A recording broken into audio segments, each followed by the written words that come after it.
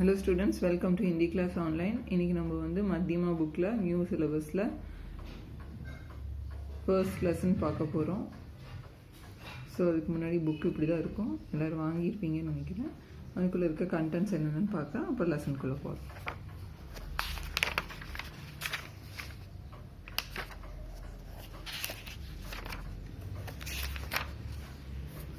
So என்னென்ன contents இருக்குன்னு கொடுத்துருக்காங்க. ஃபஸ்ட்டு பாக் 1 ஃபர்ஸ்ட் பேப்பர் இருக்குது. हिंदी प्रचार वाहिनी 2 मध्यमा फर्स्ट पहला पत्र फर्स्ट पेपर पद्य पोएम एव्वளோ கொடுத்திருக்காங்க அப்படினா ஃபர்ஸ்ட் 5 போயம்ஸ், தென் வந்து தோஹா, அதுக்கப்புறம் பாக் 2ல கத்ய ப்ரோஸ் இருக்கு. ப்ரோஸ்ல எவ்வளோ லெசன்ஸ் இருக்குன்னு பார்த்தீங்கன்னா 10 லெசன்ஸ் இருக்கு. தென் பாக் 3ல தேவநாகரி லிபிகா மானக் கிராமர் அது ஒரு தனி பார்ட்டாக கொடுத்துருக்காங்க. இவ்வளோதான் ஃபர்ஸ்ட் பேப்பர். ஸோ இதை வந்து ஃபஸ்ட்டு 5 போயம்ஸில் நீங்கள் ஃபஸ்ட்டு 3 போயம்ஸ் லாஸ்ட்டு டைம் வந்ததை விட்டுட்டு ஃபஸ்ட்டு 3 தரவு பண்ணிங்கன்னா உங்களுக்கு ஈஸியாக பாஸ் மார்க் ஃபுல் மார்க் எடுத்துடலாம்.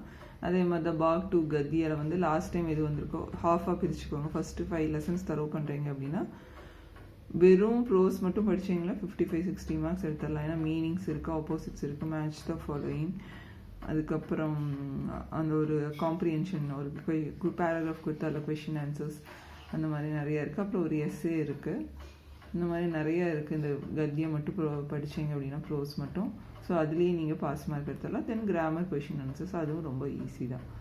ஸோ எல்லாத்துலேயுமே ஹாஃபாக பிரிச்சுட்டு அதில் லாஸ்ட் டைம் அந்த கொஷினோ இல்லை எஸ்ஏவோ எது வந்திருக்கோ அதை மட்டும் விட்டுட்டு ரிமைனிங் படித்தாலே நீங்கள் ஃபுல் மார்க்ஸே எடுத்துடலாம். ஆனால் அண்டர்ஸ்டாண்டிங் வைஸ் வந்து நீங்கள் எல்லாத்தையுமே படிச்சுக்கணும். அதுக்கப்புறம் எக்ஸாம் பாயிண்ட் ஆஃப் வியூவில் எக்ஸாம் படிக்கும்போது எது இம்பார்ட்டண்ட்டோ அது மட்டும் படித்தா போதும். ஸோ ஃபஸ்ட்டு போயம் இருக்குது.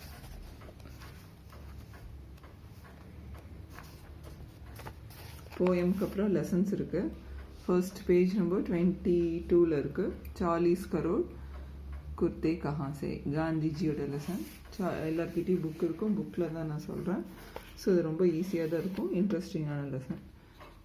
40 அப்படின்னா 40 crore சட்டை எங்கேருந்து, அப்போ மேலே போட்டுக்கிறது. गांधी जी को बच्चों के साथ हंसने खेलने में बड़ा आनंद आता था. गांधी जी के बच्चों के साथ குழந்தைகளோட ஹஸ்னா கேள்னே அப்போ சிரிக்கிறது விளையாடுறதுல ரொம்ப சந்தோஷப்பட்டார். एक बार वे एक प्रारंभिक विद्यालय में गए, ஒரு ஆரம்ப பள்ளிக்கு போனார். उन्होंने बालकों से विनोद करना ஆரம்ப किया. அப்படியே பேசிட்டு ஜாலியாக அப்படியே ஜோக்ஸ் எல்லாம் பேசிட்டு இருந்தார்.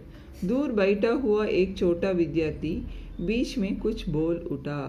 கொஞ்சம் தூரத்தில் இருந்த एक छोटा சின்ன பையன் बीच में நடுவில் कुछ बोल उठा ஏதோ சொல்லிட்டு எந்த எழுந்தான். इस पर शिक्षक ने उसे घूर कर देखा. ஸோ இன்ஸ்பெக்ஷனுக்கு எல்லாம் வந்திருக்கும்போது மோஸ்ட்லி டீச்சர்ஸ் வார்ன் பண்ணுவாங்க பார்வையிலேயே. ஸோ அதை பார்த்தோன்னே तो बालक सहम कर चुप हो गया. அதை வச்சு அண்டர்ஸ்டாண்ட் பண்ணிக்கிட்டான், அவங்க டீச்சர் ஏதோ சொல்கிறாங்க அப்படின்னு சொல்லிட்டு அவன் அப்படியே சைலண்ட்டாக உட்காந்துட்டான். காந்திஜினே சப் தேக் ரஹே தே. காந்திஜி இது எல்லாத்தையும் பார்த்துட்டு தான் இருந்தார். நமக்கே தெரியும், யாராவது பார்வையில் ஏதாவது பண்ணிக்கிட்டாங்கன்னா நம்ம அங்கே போயிருந்தோம் அப்படின்னா அந்த ப்ரெசன்ஸ் நமக்கு ஃபீல் ஆகும்.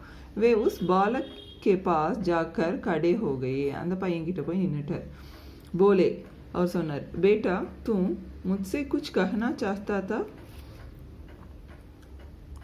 ना, बोल क्या कहना है, घबराना मत. நீ பையன்கிட்ட போயிட்டு பேட்டா பையனே நீ என்கிட்ட ஏதோ சொல்லணும்னு நினச்சியே, என்ன சொல்லணும்னு நினைக்கிற, பயப்படாத சொல்லு அப்படிங்கிற மாதிரி சொன்னார். பாலக் आप कुर्ता क्यों नहीं पहनते. நீங்கள் மேலே ஏன் குர்தா வேர் பண்ணுறதில்ல. मैं अपनी माँ से कहूँगा कि आपके लिए भी एक कुर्ता सी दे. நான் எங்கள் அம்மா கிட்ட சொல்லி ஒரு குர்தா உங்களுக்கு தைச்சு தரட்டுமா.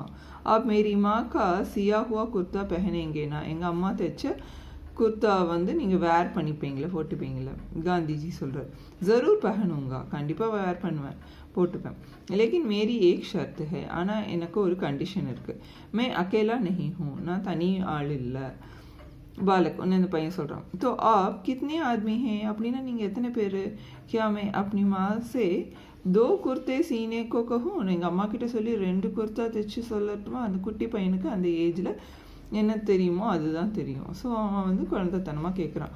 ஒன்றும் இல்லைன்னா அப்போ ரெண்டா அப்படின்னு கேட்குறான்.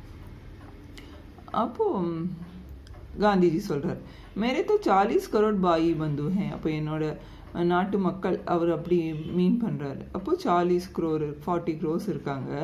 உன் சப்கே ஷரீர் குர்த்தே சே டக்கே தபி மே குர்த்தா பஹன் சக்தா ஹூம். அப்போ அவங்களாம் எப்போ வந்து அது குர்த்தா வேர் பண்ணிக்கிறாங்களோ அப்போ தான் நானும் போட்டுக்க முடியும். ஏன்னா நம்ம நாடு அப்போ வறுமை நிலைமையில் இருந்தது.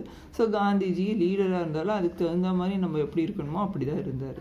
ரோல் மாடல், லீடர் தான் லீடர், ரோல் மாடலாக இருக்கணும். ஸோ அவர் அந்த மாதிரி இருந்தார். தெரியுமா 40 crore குர்த்தே சீக்க தேகி, உங்கள் அம்மா எவ்வளோ குர்த்தா வந்து தைச்சு தருவாங்களா? பாலக்கே முஸ்ஸே கோயி ஷப்த் நஹீ நிக்கலா. அந்த பையனுக்கு ஒரே பயமாயிடுச்சு. அவன் வாயிலேருந்து ஒரு வார்த்தை கூட வரல. அவன் சோச்னே லகா, அவன் திங்க் பண்ண ஆரம்பிச்சான், இத்தனை குர்த்தே மா கஹாं से देगी. காந்திஜி உஸ்கே மனோபாவ் சமஜ் கை.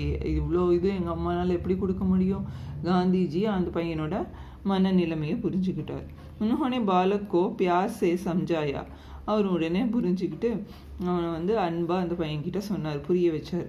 பேட்டா பாரத் மே ரஹ்னே வாலே சப் மேரே பாயி பந்து ஹேன். பாரத்தில் வசிக்கிற எல்லா மனுஷங்களும் என்னோட பிரதர்ஸ் தான்.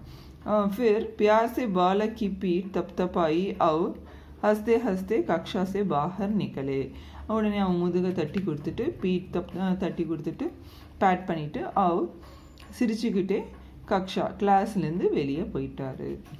ஸோ அது கீழே அபியாஸ் கொடுத்துருக்காங்க. ஹிந்திமே अर्थ लिखिए கொடுத்துருக்காங்க. நெக்ஸ்ட்டு विलोम शब्द கொடுத்துருக்காங்க. नेक्स्ट वाक्य जोड़िए देन निम्नलिखित शब्दों का वाक्यों में प्रयोग कीजिए. அதாவது மேக் சென்டென்சஸ், அதுக்கும் 10 marks இருக்குது.